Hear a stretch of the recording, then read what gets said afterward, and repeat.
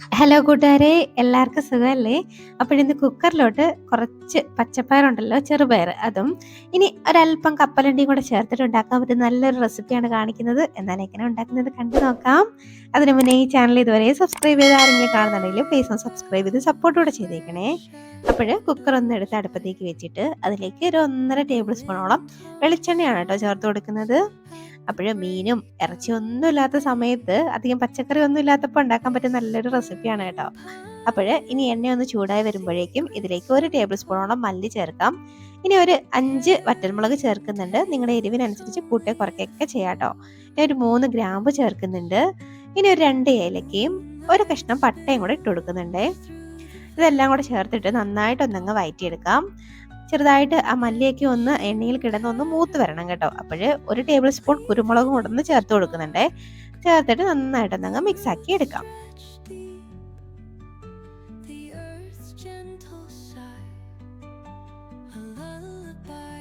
അപ്പോൾ ഇത് ചെറുതായിട്ടൊന്നങ്ങ് മൂത്ത് വന്നിട്ടുണ്ട്. ഈ സമയമാകുമ്പോൾ നമ്മൾ എടുത്ത് വെച്ചിരിക്കുന്ന കപ്പലണ്ടി ഉണ്ടല്ലോ, അതും കൂടെ അങ്ങോട്ട് ഇട്ട് കൊടുക്കാം. വളരെ കുറച്ച് കപ്പലണ്ടി മാത്രമേ ഞാൻ എടുത്തിട്ടുള്ളൂ, ഒരുപാട് എടുക്കേണ്ട ആവശ്യമില്ല കേട്ടോ. അപ്പം ഇതും കൂടെ എടുത്തിട്ട് ഒന്നും കൂടെ ഒന്ന് മിക്സ് ആക്കി ഒന്ന് റോസ്റ്റ് ആക്കി എടുക്കാവേ.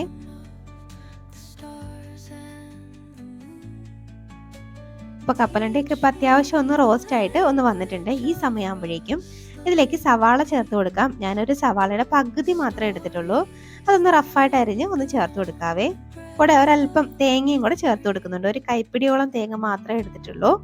അപ്പം അതും കൂടെ ചേർത്തിട്ട് നന്നായിട്ടൊന്നങ്ങ് മിക്സ് ആക്കി എടുക്കാം. ഇതൊന്നും ഒരുപാട് അങ്ങ് വെന്ത് പോകേണ്ട ആവശ്യമൊന്നുമില്ല കേട്ടോ. ആ തേങ്ങയുടെയൊക്കെ പച്ചമുളകൊക്കെ ഒന്ന് മാറി വന്നാൽ മതിയാവും.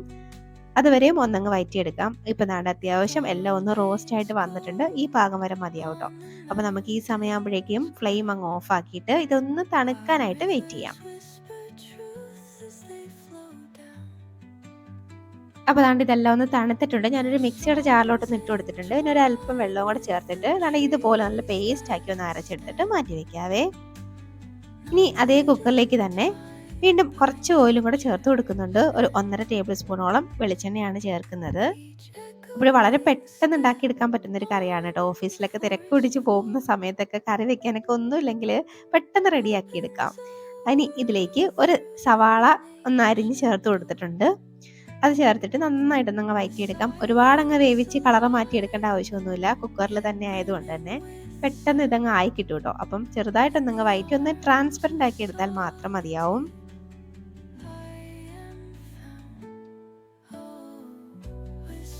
അപ്പോൾ നമ്മുടെ അത്യാവശ്യം ഒന്ന് വെന്ത് വന്നിട്ടുണ്ട്.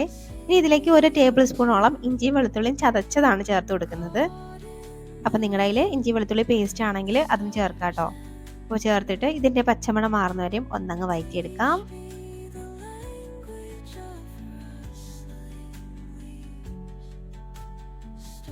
ഇപ്പോൾ ദാണ്ട് ഇഞ്ചിയുടെയും വെളുത്തുള്ളിയുടെയൊക്കെ പച്ചമണമൊക്കെ ചെറുതായിട്ടൊന്ന് മാറി വന്നിട്ടുണ്ട്.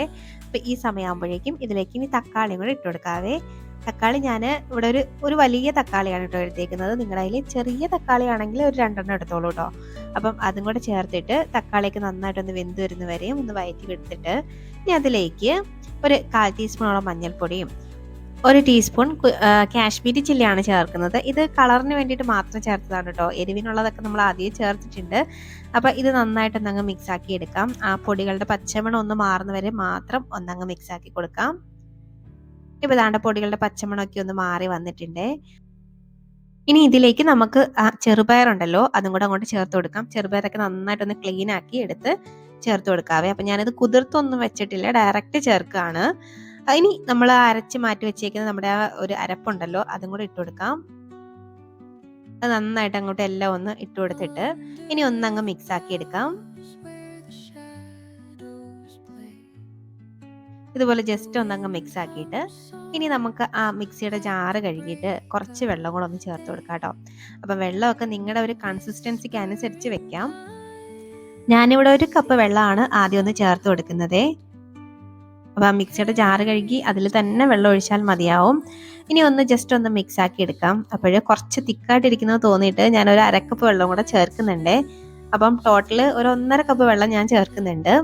അപ്പം നിങ്ങൾ നിങ്ങളുടെ പാകത്തിനനുസരിച്ച് വെള്ളമൊക്കെ ചേർക്കാം.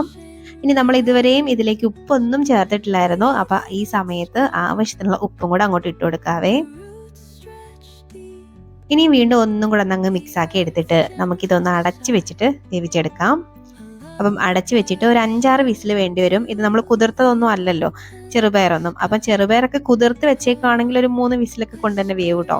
അപ്പം ഇതൊന്ന് അടച്ച് വെച്ചിട്ട് ഒരു 5 വിസിലൊന്ന് കേൾപ്പിച്ചെടുക്കാവേ.